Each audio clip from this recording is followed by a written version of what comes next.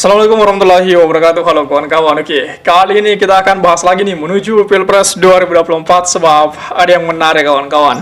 Nah, di sini kita bisa lihat bagaimana kemudian kekuatan dari koalisi perubahan kawan-kawan. Apakah kemudian koalisi perubahan ini bakalan betul-betul berlayar menuju Pilpres 2024 ataukah bakalan karam sebelum berlayar itu. Nah, di sini kita bisa lihat bagaimana kemudian ujian atau kita telaah menguji tekad koalisi perubahan untuk berlayar itu. Nah, negosiasi Nasdem Demokrat soal cawapres Pak Anies menjadi kunci. Apakah kemudian terjadi kesepakatan masalah cawapres Pak Anies? Karena kita bisa lihat bagaimana kemudian sejauh ini persoalan negosiasi cawapres Anies itu belum ada titik terang. Meskipun dari Pak Anies sendiri sudah menyatakan bahwa di kantongnya sudah punya satu nama, tetapi kan sejauh ini kita masih mengada-ngada apakah betul nama itulah yang akan dipasang, nama itulah yang bakalan dipakai untuk menjadi tandemnya Pak Anies menuju Pilpres 2024. Nah, coba kita telaah lebih jauh lagi kawan-kawan.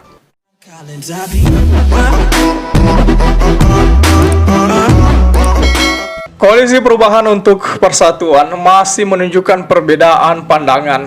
Bahkan setelah bakal calon presiden yakni Pak Anies Rashid Baswedan menyatakan sudah mengantongi satu nama bakal calon wakil presiden itu.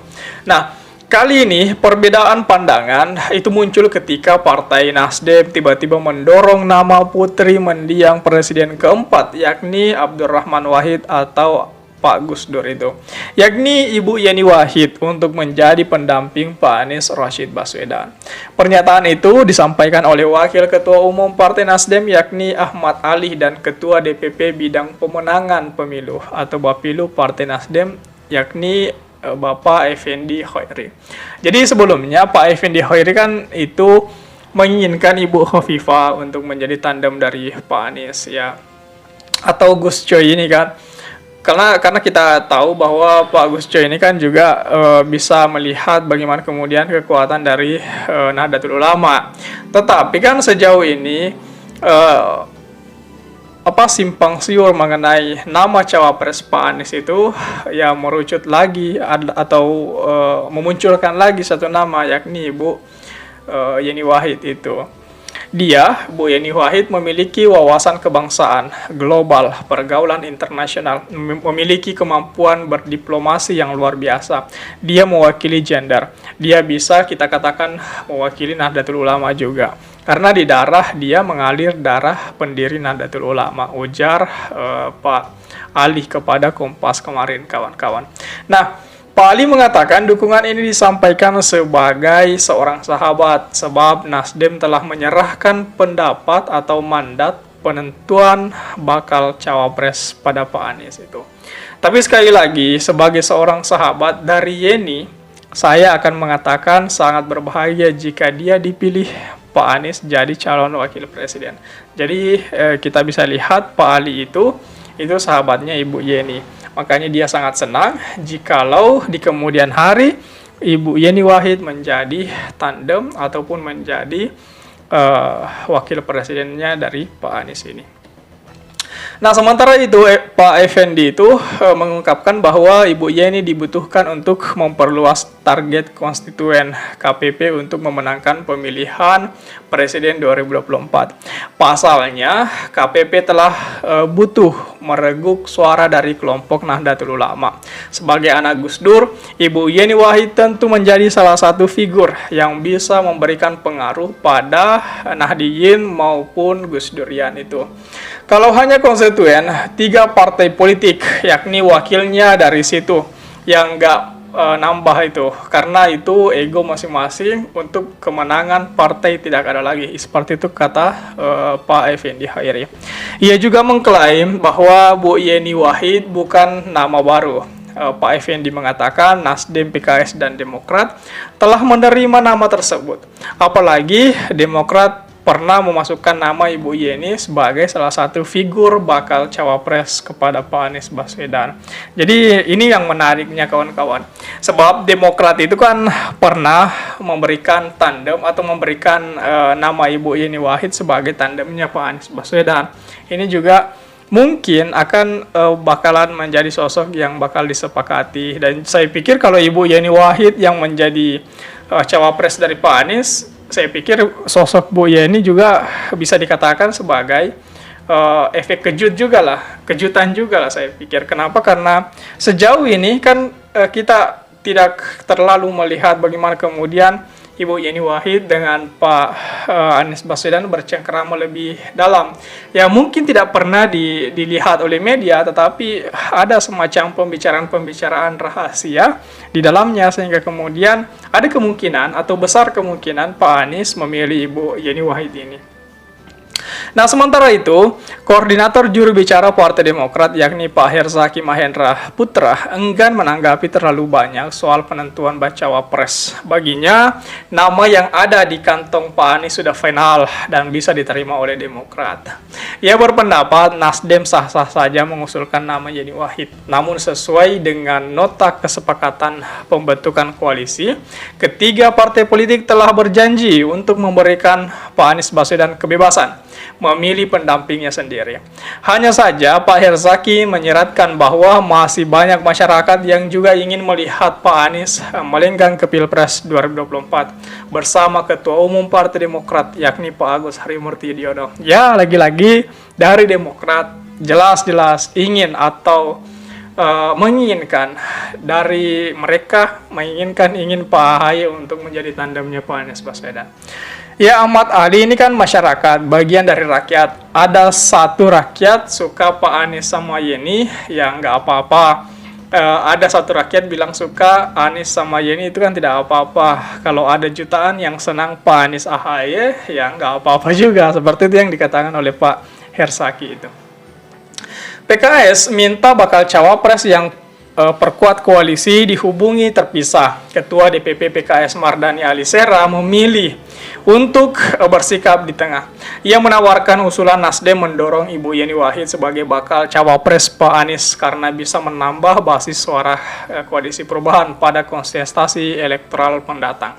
Di sisi lain, Pak Mardhani menganggap sikap Demokrat tak berlebihan jika meminta kursi bakal cawapres, sebab Demokrat juga berkepentingan untuk mendapatkan ekor jas dari pendamping Anies Baswedan.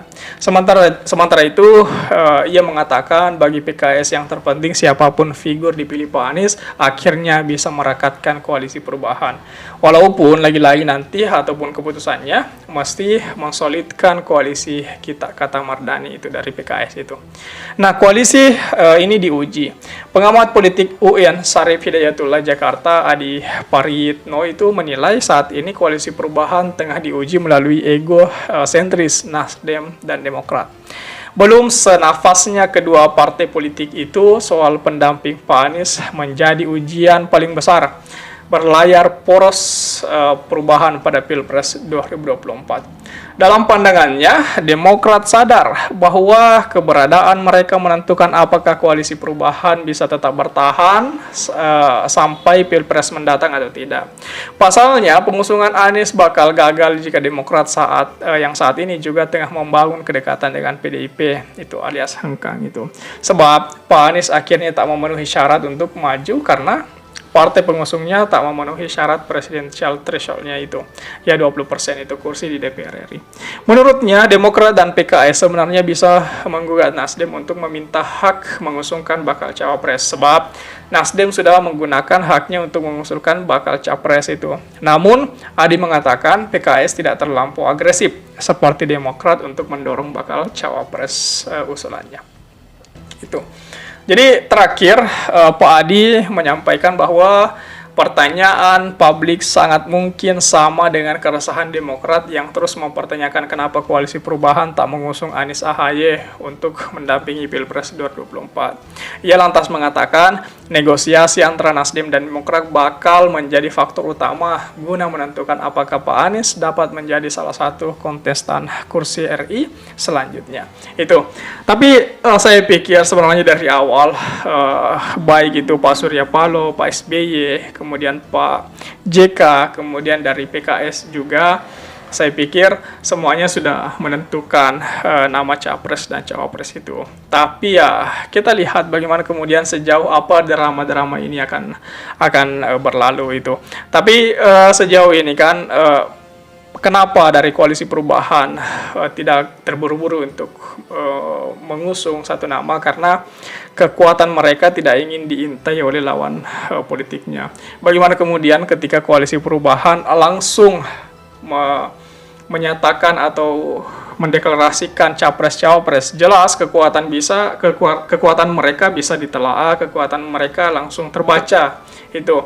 Kemudian dari PDIP ataupun Gerindra bisa membaca hal itu, lantas mereka langsung membuat kalkulasi, oh ya kalau mereka ini maka kita ambil ini itu. Jadi saya pikir ini bakalan berlanjut hingga sampai pada tahap hingga sampai pada tahap peresmian itu, pendaftaran itu untuk capres-cawapres itu, seperti 2019 lah.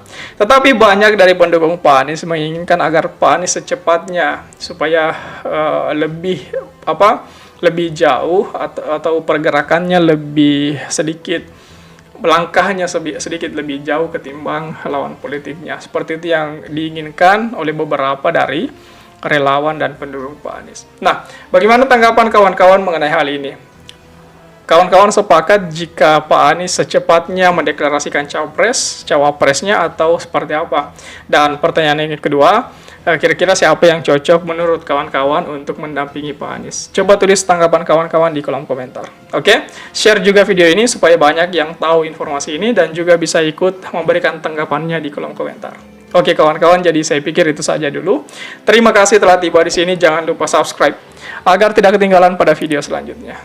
Sekali lagi terima kasih dan wassalamualaikum warahmatullahi wabarakatuh.